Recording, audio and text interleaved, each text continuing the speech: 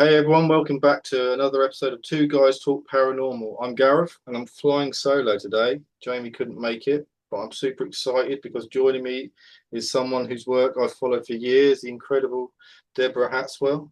Do you prefer Debbie or Deborah? It doesn't matter. I don't mind. Yeah. One of the UK's leading researchers in cryptozoology and high strangeness, and an accomplished author and founder of the BBR Investigations Group. She has over 40 years' experience investigating and documenting the unexplained. So, welcome to the show. Thanks for Oh, joining. it's lovely. Thank you for asking me on. Ah, it's a pleasure. 40 years.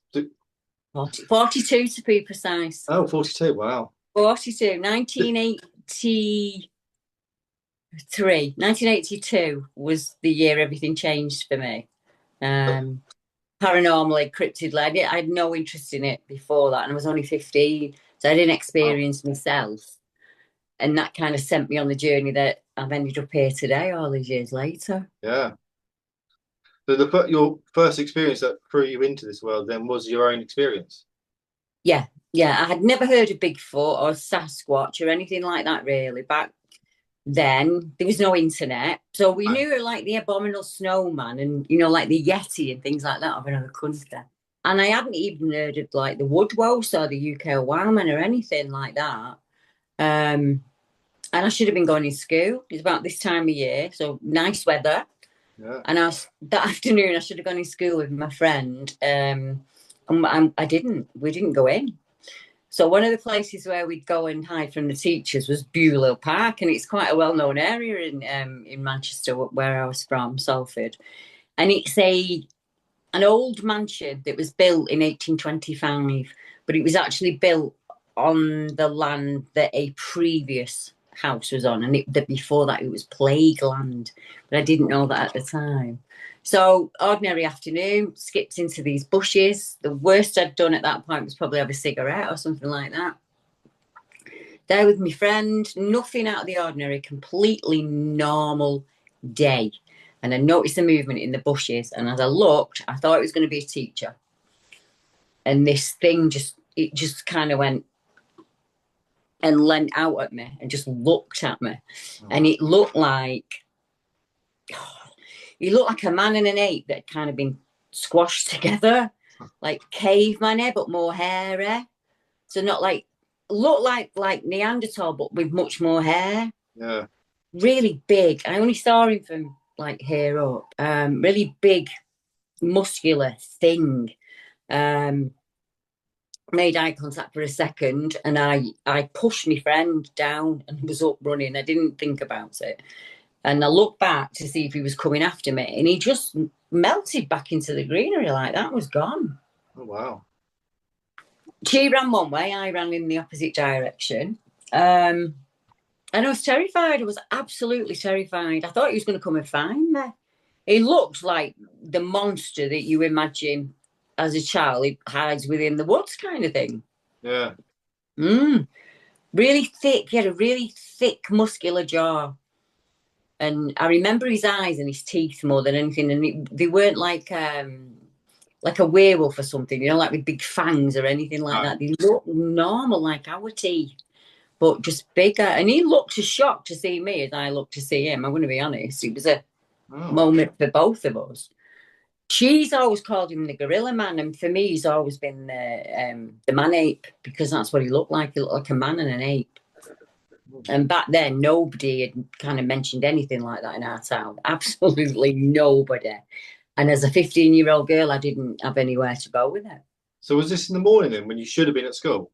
It was about 1:30. We'd gone Oh, in the right. morning, gone home for lunch, and then obviously walking back home. I was a bit wayward, and I was just like, I'm not going in. And she wasn't going in. So it was just like, should we just go in park and then wait till 3:30 and then go home? So it was like, yeah, let's go and do that then. That's kind of what we'd done. It was like the last year, before you leave and go to get your job and everything. And you Yeah. just at the end, when it was just when the teacher just used to wheel the TV in, and you knew you had another boring day, and it was just like, I'm not going back this afternoon. I'm just not doing it. I'm not going in. That I should have gone in. I should have gone in school. My life would have been very different. Fortunately, now there are another 7 people in my town that have seen the same thing as me from the 1950s, and the last report was 2021. So something's moving around out there. Well, that's quite a long time, though, isn't it? 70 Yeah, years. yeah, it is. It was 2 years after me. A lady named Brenda saw him in exactly the same place that I saw him. But for her, she saw all of him because he was stood underneath them. He was like old gas street lamps.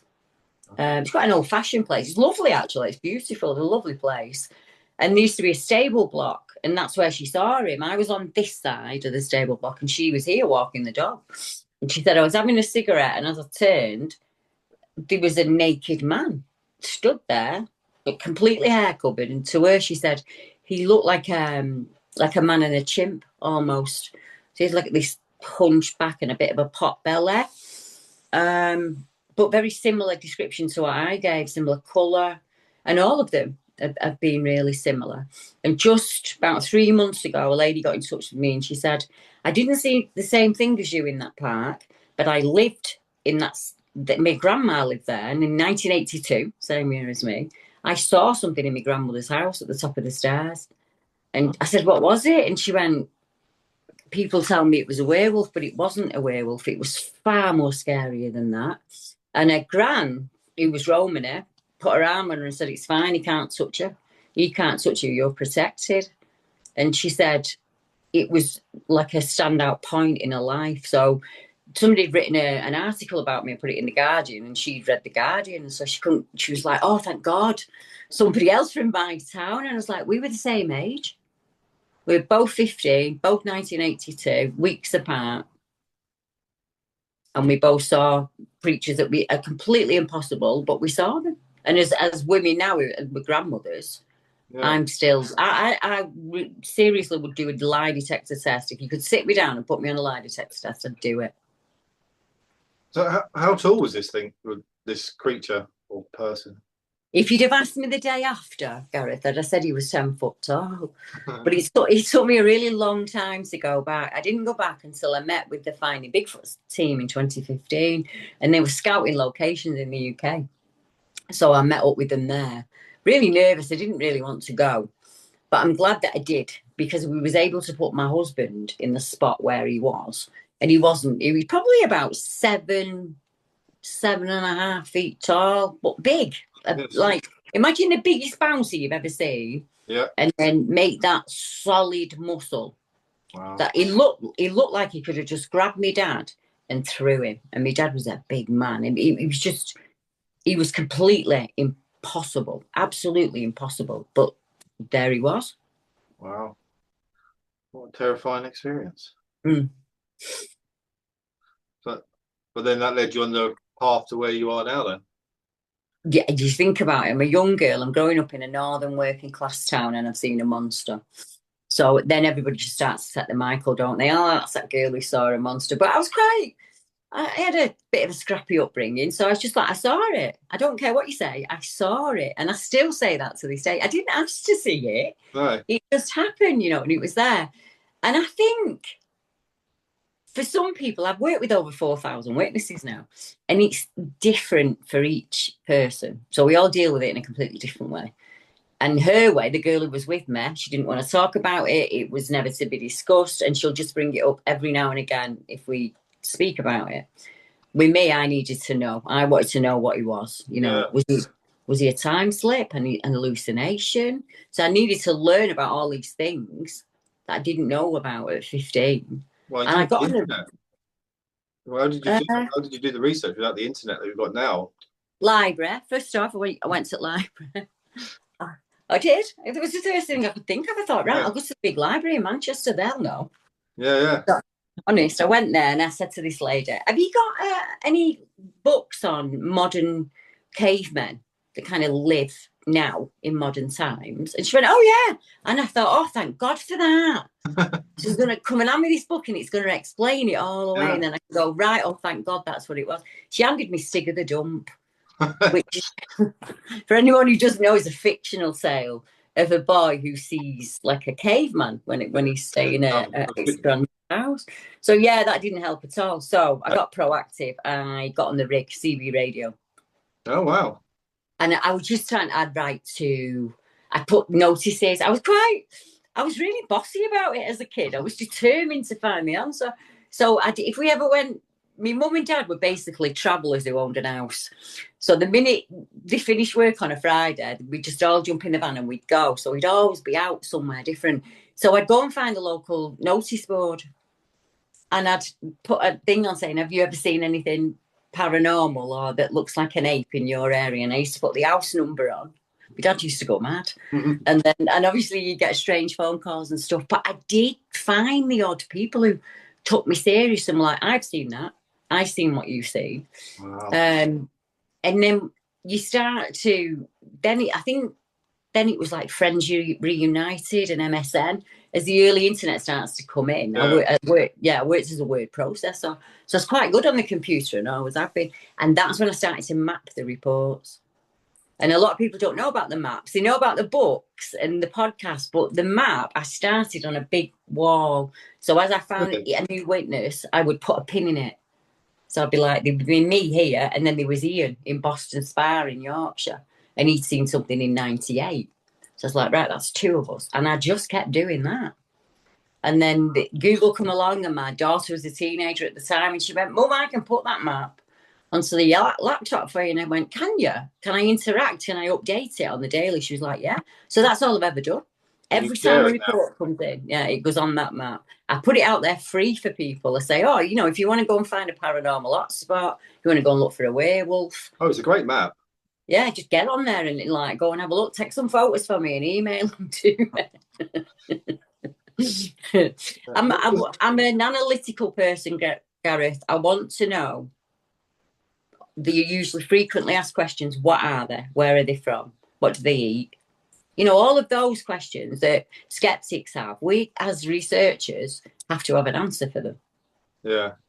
But I always say to them, I'm not a researcher, I'm a witness. So I'm looking at it from a very different point of view. But I've still got to meet that criteria. So that's kind of what I've done. I've just built a database up. So when I retire, 2-3 years' time and finish, it's there for other people to use, you see? Yeah. There was nothing. Is the map freely available now? Because you used to be able to find it, but do you have to email you now to get a link? No, it's fine. It's absolutely fine. Somebody stole it. Oh. It was actually stolen, so I had to copyright it and take it down for a while. And you have to go through all this process with it. And because it's a Google map, it's quite confusing. But no, it's back up. It's free. It's that advanced now that it won't load on a phone. Oh, wow. So you're going to have to be on your laptop. So I'm trying to find somebody who can make it into an app for me. So that I can update as the new report comes in. I can put it on there, and anyone out there who wants to go and look at it, they'll get it in an app. And that's my plan for this year, is to try and get that sorted. I put it out there for free. Yeah. So, how often do you add a report to it nowadays? I have a list like this that's still got to go on. I'm not kidding. Oh wow. Wednesday we're on. Me and you aren't we? I got back Sunday. They come in through YouTube, email, WhatsApp, Facebook. So I get them, I put them in one area, and then I'll work my way through them gradually. So we're at that stage. Probably got about 22 more to work through. Wow. Always got reports coming in. So that's why the TV stations hit me up, because they're always looking for valid witnesses, or evidence or fines and things like that. So that's another side of things that I do is I say, for instance, the Discovery Channel want to make a film this year on the British Bigfoot. And I said, everyone's heard my story. Why don't you look at some of the other witnesses who were prepared to sit down on camera? And he was like, can you do that? And it's like, yeah, I'll just get in touch with them for you. Let other people share what they've seen and what it was like for them. Yeah. And how they've dealt with it, like going forward kind of thing. So I'm trying to get that set up. So that's what I was doing yesterday. I'm trying to get that set up. We've already got 5 witnesses who've gone, yeah, I'm more than happy. Are they all around the country, or are they trying to stick to one area? No, wherever in the country. I said to him, I think it would be better before, instead of mixing, the Americans don't really understand the UK. So I think they think it's like London everywhere. Yeah. And I said to him, it really isn't like that. So you're going to get people from the Highlands of Scotland that have got a report, but you might get someone from Cornwall as well that's got a report. So we have to be really flexible in what we do, and they were fine with that. So, yeah, they would send out a TV team and they would interview them in the home. Because I mean, I've done that for years, me, but I'm over that now. I'm getting too old for that now. Yeah. But yeah, it's just been the subject's changed. You asked me in email if think why has things changed, and it's changed in such a big way, hasn't it? So 15 years ago, when I came forward in the UK, nobody would accept a Bigfoot report in the No, UK. Not a chance, yeah. no, it's too small. It doesn't exist. Doesn't exist. Absolute nonsense. They are flesh and blood, ape, nothing more. Let's put that to bed. Well, it didn't work for me, that, because it didn't fit with what I saw. No. So I just thought, well, I'll just have to find out what he is myself, kind of thing. And that's kind of what I've done over the years. But self-counselling is when you speak to the witnesses and they tell you their story and you think, that's what it felt like to me, actually. And then some of them are so scared they won't go out in the woods again. And then I'll see them, I'll work with them for like 2 or 3 years, and they're back out and they're researching. And that's the best part of my job. You're seeing someone get over the fear, because that fear can be awful. Yeah. Absolutely. Yeah. Yeah. Depends on the person, doesn't it? And what their background is and how. I didn't know what he was. There was nothing in the UK that's upright, full of air. No. Well, like you said in the books, when it was just the Yeti. I remember the Yeti, the Nessie, and a couple of other cryptids are around.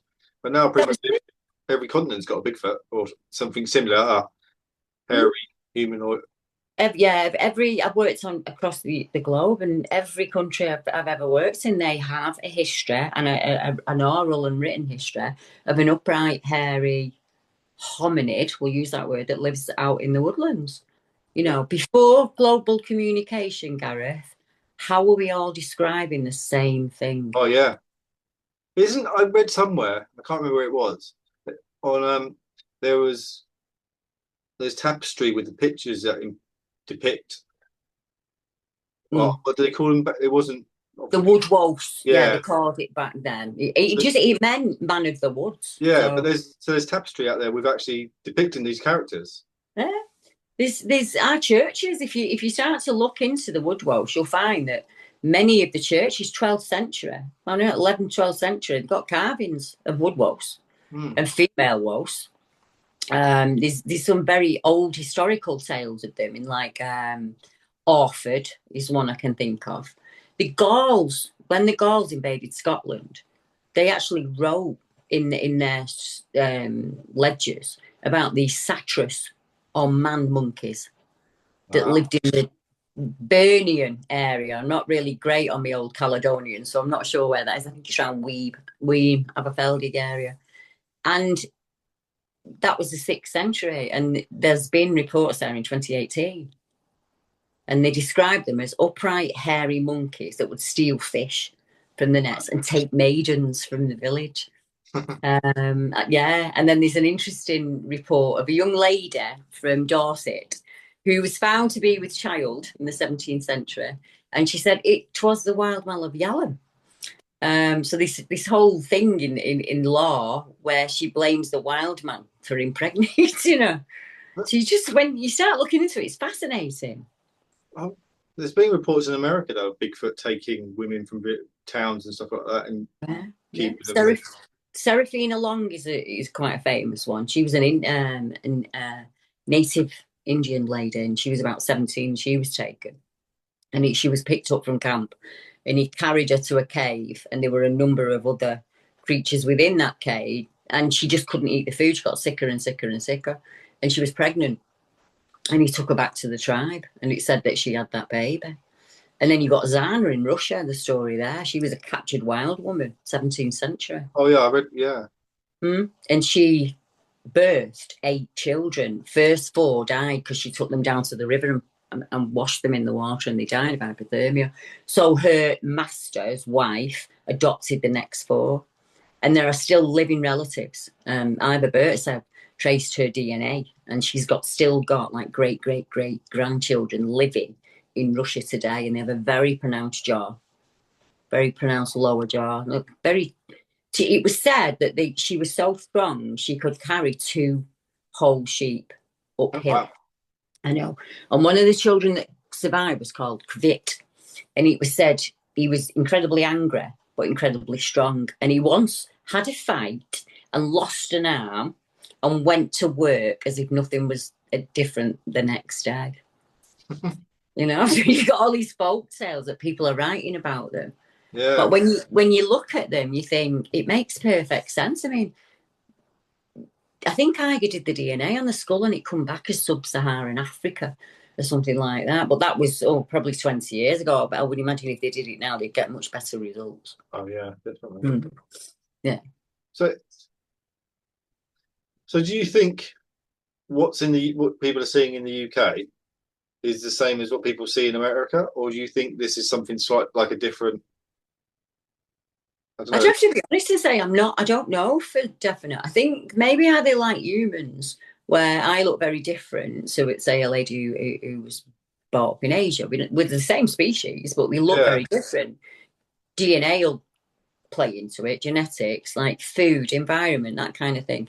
I think there is a hominid species on this earth, whatever name you want to give them, that live away from humankind and try and do that as best as they can, an elusive creature kind of thing. So I've always gone down the relic hominid route, that you see a brother to us or a cousin of some kind. In Russia, they don't see it like in America. It's very like kind of violent, isn't it? A lot of their attacks and this and that. In Russia, it's really good luck to see a wild man. So they see that as like really fortunate. So it goes again to what you know as a background, isn't it? So the UK are new to it. So if you've had a UFO report in the UK, that's fine. People are all over that. If you've had a paranormal experience, that's great. But don't say you've had an experience with a cryptid, because we're going to put you in the loopy bit. Yeah. What if it's all connected? What if they are some kind of creature that lives on this earth that gels with nature better than we do? Because there are definite flesh and blood reports, but there are also vanishing creatures that vanish right in front of people or appear right in front of people. Yeah, one footprint in the middle of a snowy field. That's not a flesh and blood animal, you know. So I've never come down on any theory. I will go with all the theories, because it's not for me to tell a witness what they've seen or why. I just need to give them the tools and say, that's all the theories out there. You check them out and see which one works for you. Yeah. Because the sighting you had in the 70 years it's been spotted, that's either breeding or it's quite old now. Yeah, I would imagine. There's got to be a breeding population. The descriptions are so different, colour-wise, stature you get from 5 foot up to about 8 feet tall. And this is just in the UK. Yeah. So the European wild man is very similar. So we're not looking at like 10, 11 foot giants in Washington State in America. We're looking at, one man described it as homo ferus, so just wild man.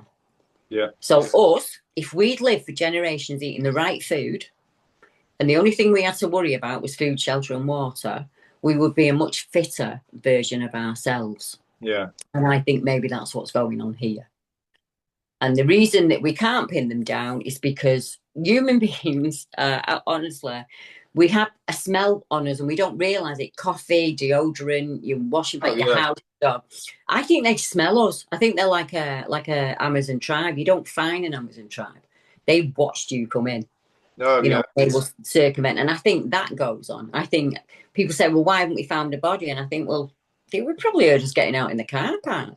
I used to set people out researching, and I stopped for the simple reason that I'd get them all in the one place and I'd say, right, we're going to go in. And they just tramp into the woods and just make loads of noise. And they'd have like big like tarpaulin coats on and, you know, all the gear. And they'd be like, pointless. You've scared everything away. Everything's gone now. You need to sit in a woodland and get to know it like the back of your hand. You can't just walk someone in there and give them a Bigfoot experience. It's absolutely impossible.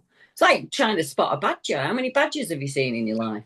Oh, to be fair, I did a paranormal investigation about a month ago and I saw a badger. I've never seen a badger, ever. That was the first live one I've ever seen. I've seen plenty on the side of the road, which is unfortunate, but we don't know what's out there, do we? But back to the point, when people say, why don't we see dead ones? I go walking in the woods and I don't see dead deers all over the place and other animals that have died, because nature just takes them back. Yeah, they do. A lot quicker than people realise. Yeah. A lot quicker. I mean, we have such a burial ritual now. But back in the day, when we were cavemen, some of us, including the people who lived in the UK, were cannibalistic. We are dead, yeah? And people don't want to... There are bones in Cheddar Gorge that show human manipulation of human bone to get the marrow out.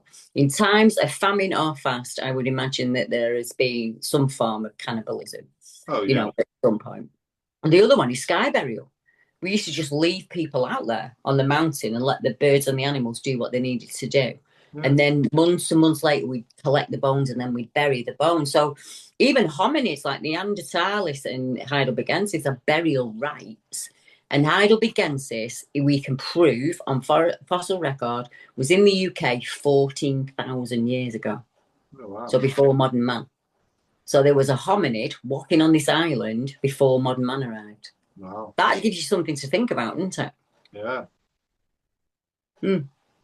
But if I hadn't done this for like 40 years, like Johnny Five, my husband calls me Johnny Five, someone will ask me a question and I need all of the info. So it's like, and then you're like, hang on a minute, I need to look at hominid lines. What hominids were in the UK before us? And it was like, Heidelbergensis.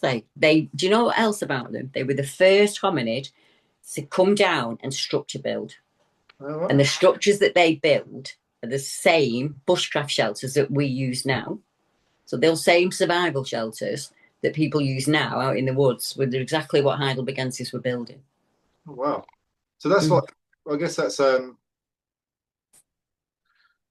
the stuff they see in America as well. They see these like teepee style wood structures or nests.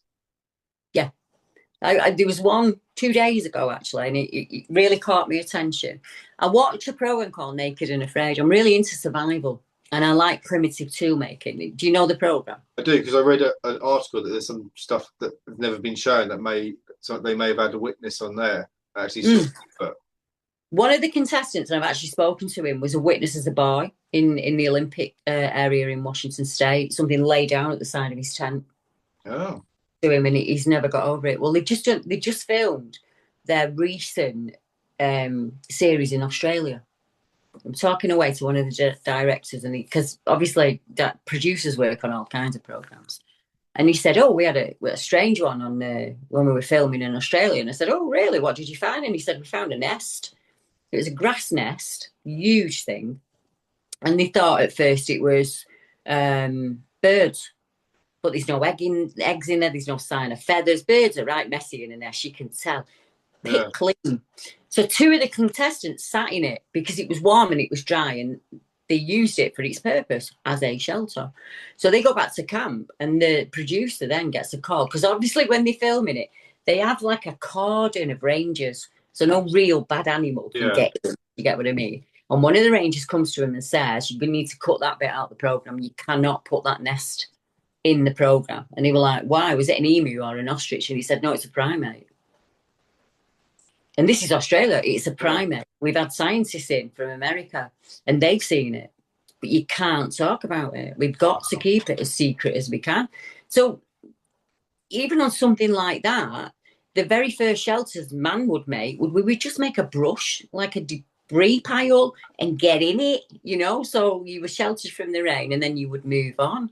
So something's out there building these mini huts or, blinds or whatever you want to call them. Some of them will disappear overnight. Wow. There's a chap in Wigan, not far from me, and he noticed it in his wood. So when the next structure went up, he got an audio device and tied it up and put it in there. So he sent it over to me. It's 14 hours of tape. And I said to him, "I can't hear it. All you can hear is the stream running." And he went, "It's not near water." I was like, "Well, what's that?" And he was like, "I have no idea." And it sounded like a bubbling brook, like all this noise. And I actually went and met him at the area, and he was right. There was no water source there that would have given any kind of noise out. So the next thing he did was he got inside it and took some photographs, and it literally fried his phone. So he had to go to the Apple shop, and they said to him, it's been near a strong magnet. Oh. Yeah. So, and that's a wood 5 mile down the road from me. Wow. Which ties us into ley lines, doesn't it, Gareth? Yes. I know you had an interest in that. Well, yeah, because I was wondering if that's a way, because a lot of people believe paranormal spirits and stuff travel along ley lines.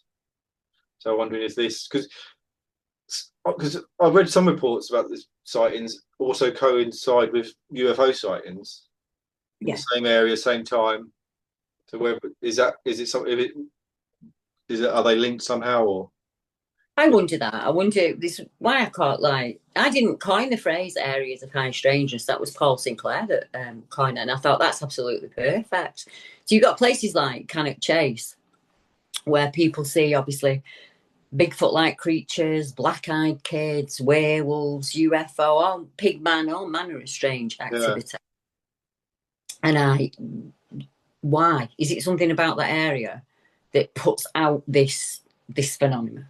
Or is it a big and attracting kind of thing?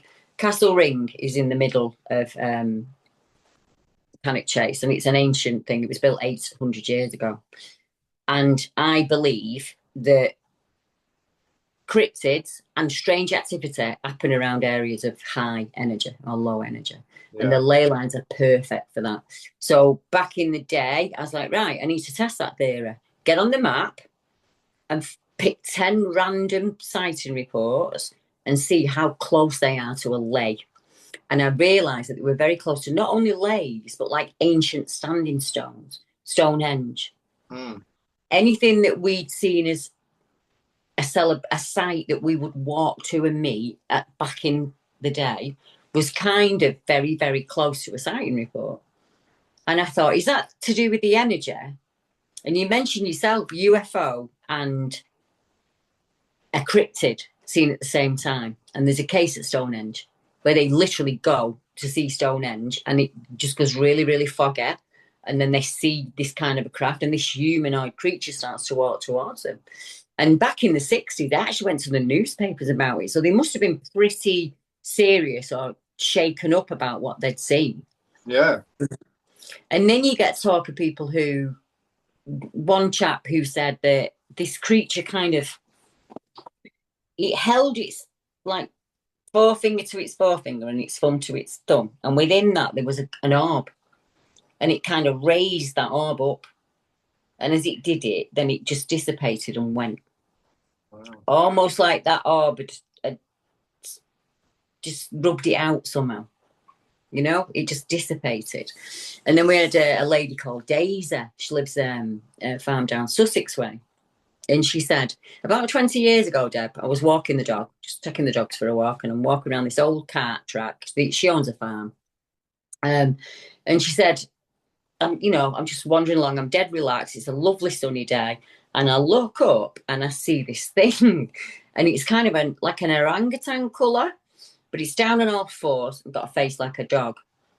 She said, and as I see it, it sees me. And at that point, it stands up onto two legs. So it's upright. And she said, obviously, when you see something frightening, you do that kind of step back thing. So as she stepped back, she said it was almost like someone got an eraser and just rubbed him out. And he'd just gone. And I said, did he look ethereal or like see-through? She went, no, he looked completely muscular, flesh and blood. But somehow he just dissipated in time. And I wondered if maybe just two worlds met for that moment. Yeah. You know? Well, because he's a straight wood. Because I was talking to Jamie, who I normally do the podcast with, about this, about spirits and stuff like that, and how sometimes they seem like, are we crossing lines and just seeing stuff that's not there? Because there's a story about this train, and the guy sitting on the train looks out the window and sees the spirit of an old workman in the tunnel. But he looks back at the man and looks just as shocked to see a man in a modern train in the tunnel. Yeah. And the train goes away and nothing else happens. Are we each other's ghost? Is that theory, isn't it? It's like time isn't a piece of string, it's a ball of yarn. And I wonder that. I wonder if sometimes, maybe just for that split second that day, I tuned into him and he tuned into me. Yeah. Just for a moment. Well, and if ley lines are the strongest parts of because you're more likely to pass across there. Ley lines, very important. Well, sorry, I was going to say, because on your map, there's actually a couple of Bigfoot sightings down near me. Right. In Friston Forest. I think someone heard a scream and someone driving a lorry walked out. But there's actually a ley line that runs from that forest out towards a church now. Right. But it starts at the church. That's important. There's an old yew tree there, so there's an ancient tree where it starts, and it runs all the way in a straight line into this forest to a burial mound, which is in the centre of this forest. Right. Well, if I was looking anywhere in the country for a cryptid experience, that's where I'd be. Yeah. Well, we're going there in a couple of weeks, hopefully, to do an episode paranormal. Oh, brilliant. Oh, what I'll do is, if you want, then I'll do a deep dive. I'll get in and I'll see what's out there on the old forums and things. You get people will report like red eyes as a demon, or they'll report a howl as a screaming woman. So I love going through it and finding them and think, could this possibly kind of fit? But I've just pulled my map up so I can have a look at Friston. But yeah, one of the things you touched on there was the church. Yeah. And you tend to find the holy places are on our ancient sites. Yeah. Because one of the things that interesting with that is the yew tree. And obviously they're some of the oldest trees in the UK. Yeah. They always hold, I think, some energy. I think trees hold energy in a sense. But them being the oldest one. And then this No, I was thinking, don't they say that the yew tree is to do with the fairy folk? Could be. I know that in Bristol there was a few sightings of fairies years ago. Someone saw a fairy sitting on a farm not far from Friston Forest. They call it the fairy castle. Right, because I'm looking at the map now. So you've got like an 8-man-like sighting, haven't you? Yeah. You've got the Friston Forest Screams. Yeah. Just above, you've got a white wolf. Then you've got the Leaf Man of Sussex just above you. Yeah. And then there's a new report from Sussex. Let me see if I can get the name of it. It was in the 1980s, and it was a guy who heard screaming out of his bathroom window, went to look out of the cottage, and he said it sounded like a girl had been attacked. And he couldn't work out what was going on. So he crept downstairs, looked round the side of the gate, and he said these creatures came out of the hawthorn hedge. So about 8 of them just come out and start sniffing around the garden. Can you imagine? And he said he'd always, when he'd lived at the cottage, he'd always experienced paranormal stuff, always. And he obviously put it together with that.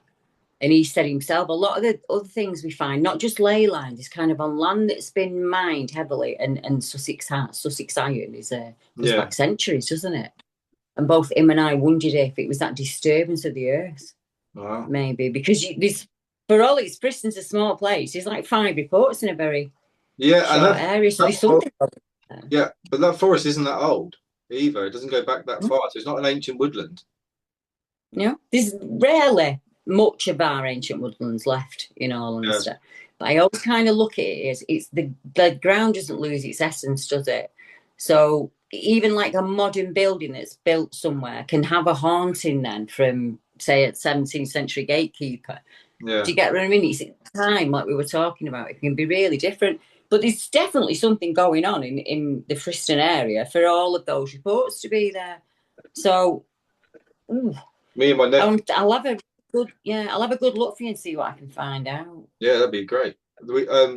Not far from Friston Forest, there's a place called Butts Brow that me and Jamie go do the podcast with and do investigations with. We went there, and there's like a ring of trees, I suppose. It's not huge, but we came out of there after doing an investigation, just packing it away because there's strange bits, and we heard them. We turned the cameras off and couldn't get them on quick enough to record it, but it was neither of us had ever heard anything like it. It was this scream was so loud it could have been stood next to us, but there was nothing around. We walked round, looked. I went back and I started playing fox sounds, badger sounds, and stuff like that, and I couldn't find it. The only thing I found close was possibly a big cat, and thought, well, maybe there is ABC sightings over that way, so maybe that we heard. But it was just, it just we both said the car. It just didn't sound, like Yeah, world. It just didn't I get sound what you. like we'd never heard anything. Like Jamie's a massive skeptic. I think after that, even he has doubts now whether, but there's something else out there. I think he even believes You more. said it, isn't it? But I mean, these the Bristol Forest screams. What year were they? 2012. Yeah, that wasn't that long ago. 13 That years. was during the day as well, wasn't it? Someone walking their dog and Yeah. So somebody's heard a weird scream down there, yeah, at a different time to you. So that's two. yeah. So we add that to the map, and then if one comes again in say 10 years, we can like, right, well that's three. So we're seeing a pattern now of three. Yeah. Just I think it's really interesting that in the UK things have changed. We didn't really used to be into cryptids, and it wasn't an exciting thing to do or any of that. And that's massively changed since COVID. People are really interested in the subject. They want to know more. And there's a lot more people coming forward because they have had an experience earlier on and didn't know what it was that they had an experience with. So it's probably told anyone, and then they'll come across like your show or my show and they go, oh, hang on a minute, that kind of fits with my. So a lot of the reports I get are older, so people reporting things from when they were younger. So like yesterday, for instance, I went out on a case yesterday with my husband. There's a young boy, aged 10, lived in the same house his entire life, and it's mining land. It's very much like, you see where Jebington is. Yeah. You've got that kind of what we call greenbelt land, really. That's farms, fields, So it's very much like that. And his friend dared him to run down to the bottom of the field in the dark. That was the dare. So you got two 10-year-old boys. So he said it was about 10 o'clock at night and there's no lights out on field. And he said, so I did it. I just gritted my teeth and I ran. He said, and as I got, the idea was you touch the stile and run back. And as he got to the stile, he realised something was standing there. And he said, I looked at it and I thought it was somebody in a costume at first.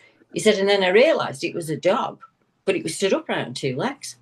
And it was just stood there looking at me. And I said, describe it to me. And he went, it didn't look much older than me or taller than me. It was probably the same height as a 10-year-old boy. Wow. And I said, what did you do? And he said, well, yeah. He said, I wasn't scared of it. But seeing something like that in a dark field, I just turned and I ran back, as quick as I could. So I went down there with my husband because I wanted to have a look at the area and like see what it. And it's just field after field after field with stock ponds. It's old mining land, and all of the old shafts are stocked with fish. So there's just a veritable one-stop shop of food out there. Is that why these creatures are spotted on the greenbelt land? Because it's where a lot of our forage, that's where I had when I'm foraging, all these overgrown fields that nobody cares about anymore, it's just blackberry. Yeah. That's food. The deer will eat it, So there's a lot of there's a lot of forage out there if you know what you're looking for in the UK.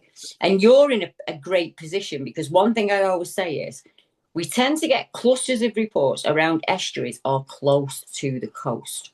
Yeah. And I think that's because once you go from inland to the coast, you double your food sources. Yeah. So you've got like your freshwater food, your fields and your woods and all of that. And then you've got all the stuff along the coast that you can eat. And salt. If this creature is flesh and blood and a mammal, it has to have salt in its diet. Yeah. And maybe it's as simple as that, Gareth, that they are heading that way for salt. Because early man did, that's what we did. Yeah. Well, I suppose we don't really know how big an area they cover, do we? We don't do, and we don't know how many of them are out there. I mean, it's all just guesswork and theory, isn't it? The reports don't come in like once a month about a Bigfoot. That's right. I don't want to give that impression. No.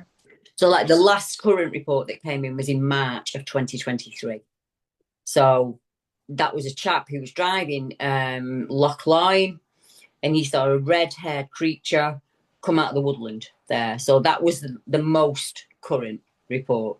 So the majority of what you get are things that people reporting from in the past, Yeah. So before that, it was 2020 during COVID. We had 5 reports of an upright, hairy creature in the first 5 months of the year. And that's never happened before. Wow. And I don't know if that's because us humans were in. Yeah, I was going to say, there's a lot more wildlife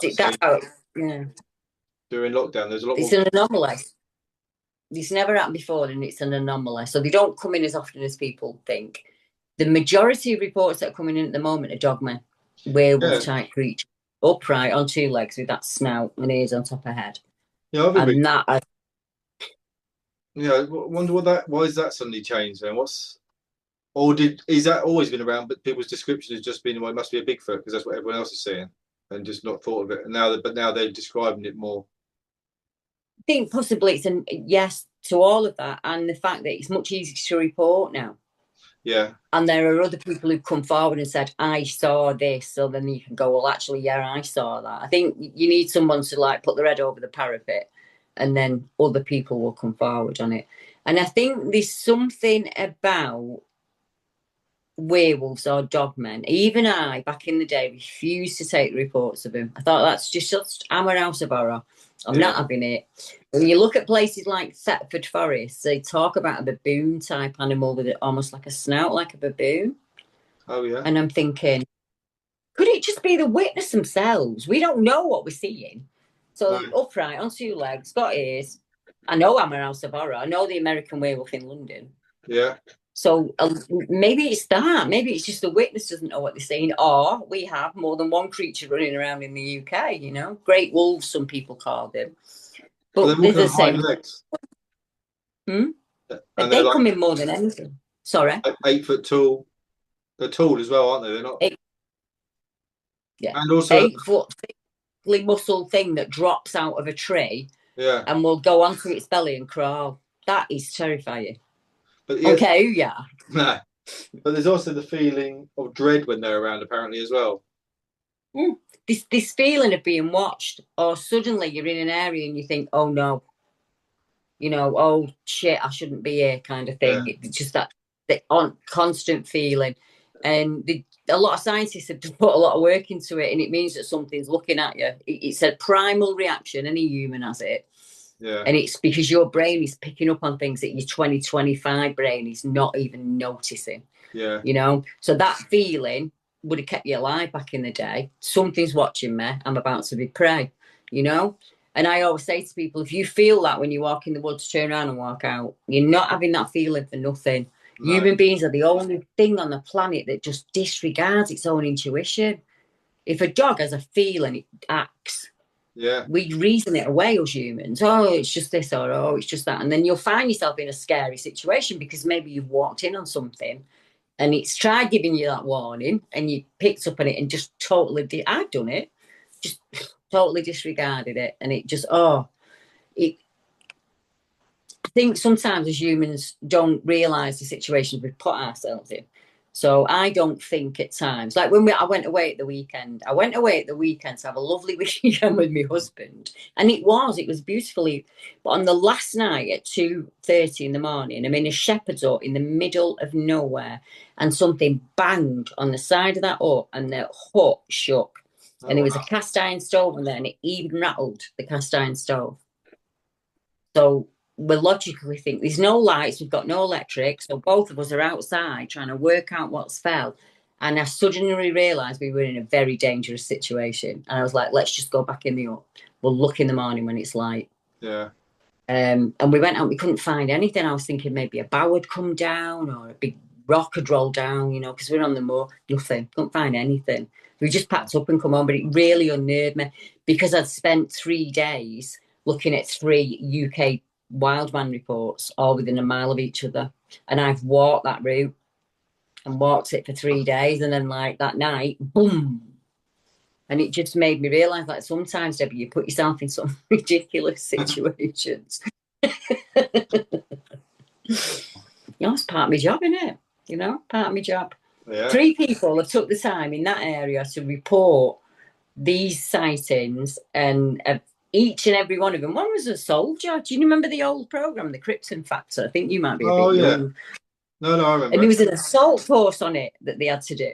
Yeah. Well, that's on Oldcombe Hill, and the ley line runs right through it. And it was a serving soldier there on exercises who saw what he described as an upright, hairy thing that went up Oldcombe Hill. So I knew that there was that one in the area. That was like 95. I didn't realise, because I hadn't checked the map in a long time, there was 2 others. And I was able to trace it, and I wanted to know why. Why on earth would a creature go that close to a village when it's got all this moorland? And then I've seen the food sources. It's like where two rivers meet, there was a mile of allotments. And there was nothing out there. It was silent. It was beautiful, Gareth. It was absolutely beautiful. And I said to my husband, I get it now. Now I've walked it, I get it. This is where I'd be. Yeah. Boots on the ground is sometimes the best thing you can do. And you think, where would I go? Because a lot of people say, Debbie, how do I go and look for? And I think, I can't really teach you. You've got to. I don't know. You just got to make all the mistakes that I made, kind of thing. You've got to, you've got to, you see structure and you think, oh, that's Bigfoot. And then you look it up and you think, oh, no, it's not Bigfoot. So it's just like learning all of those things. I don't know. It's just like go in and think, where would I hide? If I was this creature and I wanted to move from A to B, how would I do it without being seen? So you go at dawn and dusk straight away because there's less people about at that time. Yeah. But these other things you can think, where's the choke point? So if you look for a Bigfoot in the same way you would for a deer, if you wanted to see a deer, because they would follow the deer. So that's kind of what I do. I look for foodstuffs. That's far more important than a structure. Look for what wild foods are there, because anything moving is going to have to eat, aren't they? Oh, my husband's just pulled up, unfortunately. What? If you need me to pop on a different night and we'll do the paranormal stuff, I don't mind. I'll come back on fire. Yeah, that'd be great. Yeah, I have to go and get his tea on. He's been at work. Well, it's been lovely chatting to you, Gareth. And to you. So if you need anything else, let me know. Yeah, just pop me an email and let me know. So have you got more books coming out? So I just haven't got time to do him. I haven't had the time to do him. I wrote those. One was when my dad passed away, and one was COVID. And I use kind of writing as a process. It helps me process things. I've got 4 books sat there ready to go, and I just haven't had the time to get them up and get them to Amazon. But yeah, I might just put them out free, as a PDF. I might just put them out there free and let people read them. Oh, nice. And then I've not got to worry about all that editing that goes along with a book. The people want the basic story, don't they? That's what they want. Where it happened, what happened, and what was the witness like? What was it about that witness, that creature? So yeah, I think I'm going to do that. There's a Cannock Chase one there that's got 33 reports on it. Yeah, see, that's such a and it's just sat there. Yeah. That's everything. Yeah. I don't know. Yeah, it is. I've been a few times, Cannock. I won't go back. That's one of the places I'd like to visit. There's a few reports up there. In some places it's nice, and then you kind of walk into this. Oh, I don't know. It's just this awful energy that you walk into. It's like pocketed at Cannock, if you get what I mean. Yeah. Really strange. I know all of the reports there, Gareth. So no, I would not go and camp at Cannock at night. Oh, it was lovely chatting with you. And to you. Thank you for joining me. All right, bye. Bye. Thanks to everyone who's been listening, and thanks to Debbie for joining me and sharing her passion, her work. Go and check out the map if you have time. I recommend looking at that and just seeing how many different locations there is. And there's a couple of books out there you can get hold of that are worth reading. Yeah, and she's on YouTube. If you search for her, Debbie Hatswell. Just give her a look. Well, I'm sure most of you know who she is if you're into this into this cryptids and paranormal. Well, thanks guys for listening. Stay curious, stay safe, and keep looking to the skies.